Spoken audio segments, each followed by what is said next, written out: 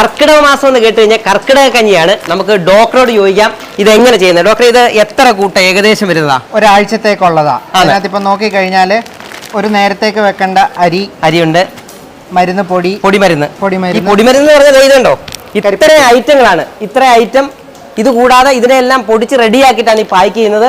7 ദിവസത്തേക്കുള്ള. അതെ, അതിന്റെ കൂട്ടത്തിൽ കരിപ്പെട്ടി കൂട്ടാണ്. ഈ കരിപ്പെട്ടി എന്ന് പറഞ്ഞാൽ നമ്മുടെ ഒറിജിനൽ കരിപ്പെട്ടിയാണ്. ആ കരിപ്പെട്ടിയുടെ വീഡിയോ നമുക്ക് കാണാൻ പറ്റും. ആ ഒറിജിനൽ കരിപ്പെട്ടി നമ്മൾ രാമേശ്വരം പോലുള്ള സ്ഥലത്ത് നിന്ന് കളക്ട് ചെയ്തുകൊണ്ട് വന്നതാണ്.